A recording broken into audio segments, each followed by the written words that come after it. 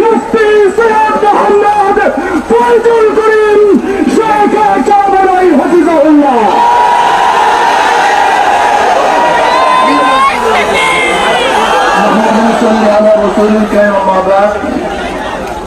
أعوذ بالله من الشيطان الرجيم بسم الله الرحمن الرحيم وتعالى البر والتقوى ولا تعالى الإثم والعدوان জনগণ জুলাই সনদ বাস্তবায়নের জন্য গণভোট দিয়েছে, সেখানে 70% ভোট পক্ষে পড়েছে। আমরা মনে করি ইসলামের সাথে দেশের সাথে যদি কোনো পয়েন্ট সাংঘর্ষিক না হয় তাহলে অবশ্যই জুলাই সনদকে বাস্তবায়ন করতে হবে। জুলাই বিপ্লব কেন হয়েছিল? আপনারা ভেবেছেন সেটাকে সরকারকে পতন করার জন্য না, বরং এদেশকে বিক্রি করার ষড়যন্ত্র চলতেছিল। এদেশের জনগণ ঐক্যবদ্ধ ভাবে সেই ষড়যন্ত্রকে রুখে দিয়েছে জীবনের বিনিময়। তা আমাদের সরকার উৎখাত করে এদেশকে রক্ষা করার জন্য জনগণ চেষ্টা করেছে, সাধনা করেছে, রক্ত দিয়েছে, পঙ্গু হয়েছে। আমরা কি চাই? আমাদের স্বাধীন দেশে স্বাধীনভাবে বসবাস করতে চাই। ৯৯ বছর মুসলমানদের দেশে ইসলামের খেলাফ কোন আইন হবে এটা আমরা চাই না। সাম্প্রদায়িক সম্প্রীতির এই দেশ আমরা চাই না। এখানে হিন্দু, মুসলমান, খ্রিস্টান, বৌদ্ধ কেউ কোন অবস্থাতে আসান হোক, অপমানিত হোক, অপদস্থ হোক, লাঞ্ছিত হোক, তারা ধর্ম পালন করতে পারবে না, এটা আমরা চাই না। কিন্তু এইটা আমরা চাই না যে ধর্মের নামে ধর্মকে আড়াল করে সামনে রেখে এদেরকে বিক্রি করার ষড়যন্ত্র করবে, সেটা আমরা চাই না। আপনারা জানেন বাংলার মানুষ কিন্তু যারা হিন্দু সম্প্রদায় তারা কিন্তু দেবী ভক্ত, রাম ভক্তরা। আপনাদের অনেকেরই জানা নেই যে হিন্দুদের মধ্যে সমস্ত হিন্দুরা কিন্তু একই দেবীর, একই ভূতের, একই মূর্তির ভক্ত হয় না।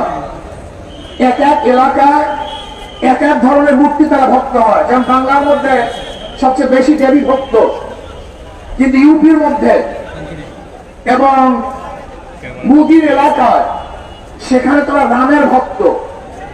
বাংলাদেশে হলো দেবী ভক্ত, মুদির গুরু তারা হলো রামের ভক্ত।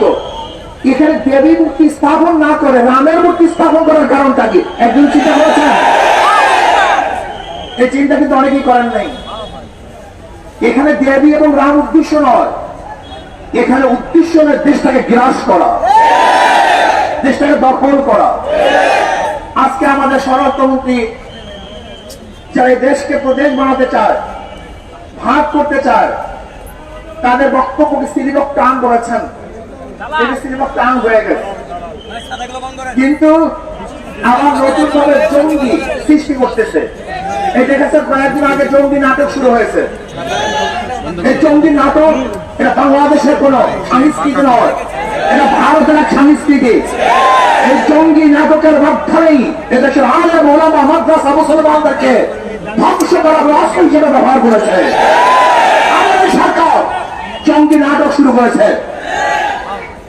ভারতের বিভিন্ন লিডাররা মেয়াদ দেখায় যে বাংলাদেশ, পাকিস্তান, আফগানিস্তান, নেপাল, ভুটান সহ এই এরিয়া অখণ্ড ভারত হিসাবে তারা মেয়াদের মধ্যে বারবার প্রদর্শনী করেন যে আজকে হোক কালকে হোক এদেশ আবার ভারত হয়ে যাবে। শুভেন্দু অধিকারী সে তো আসার পরে ওই দেশটাকে একটা নরকে পরিণত করেছে, খুনের রাষ্ট্র পরিণত করেছে, ধর্ষণের রাষ্ট্র পরিচালনা করেছে। সেখানে মেয়েদেরকে ধর্ষণ করে হত্যা করা হয়েছে। আজকে সেখানে মসজিদকে ভেঙে দেওয়া হচ্ছে, মাদ্রাসায় গুড়িয়ে দেওয়া হচ্ছে। আজকে জোরপূর্বক মুসলমানদেরকে সিংহাম বলতে বাধ্য করা হচ্ছে, এ দেশকে দখল করার হুমকি দিচ্ছে। আমি স্পষ্ট বলবো, বাংলাদেশের মানুষ সজাগ হন, সচেতন হন, এ দেশকে রক্ষা করতে হবে। আমরা জীবন দিয়ে হলে দেশকে রক্ষা করব। যেরকম জীবন দিয়ে, রক্ত দিয়ে আমরা আধিপত্য বিরুদ্ধে আন্দোলন করেছে, সংগ্রাম করেছে, প্রয়োজনে আমরা আবার জীবন দিয়ে দেশকে রক্ষা করবো ইনশাআল্লাহ। কোন অবস্থাতেই বিজেপি দেশ দখল করবে, আমাদের দেশে কর্তৃত্ব করবে, বাংলাদেশের মুসলমানের মোমেন জিন্দা থাকতে এই স্বপ্ন পূরণ করতে দেওয়া হবে ইনশাআল্লাহ। আজকে বাংলাদেশ সরকারকে বলবো, বহু বুথ ভরা আশা নিয়ে মানুষ আপনাদের ক্ষমতা বসিয়েছে, কিন্তু খবরদার যিনি মানুষের সাথে জনগণের প্রতারণা করেন, তামাশা করেন, তার বাংলাদেশের মানুষ 47 রক্ত দিয়েছে, 71 রক্ত দিয়েছে, বারবার রক্ত দিয়েছে, 24 রক্ত দিয়েছে, প্রয়োজন আবার রক্ত দিয়ে আপনার সমস্ত ধ্বংসাত্মক কার্যক্রম থেকে মানুষ ইনশাআল্লাহ।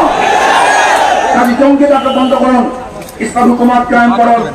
জুলাই ইসলামের সাথে এবং দেশের সাংঘর্ষিক যে সংঘর্ষ সেই পয়েন্টগুলি নেই, সেই জুলাই বাস্তবায়ন করতে হবে। আল্লাহ আমাকে সবাইকে কবুল করে নেন।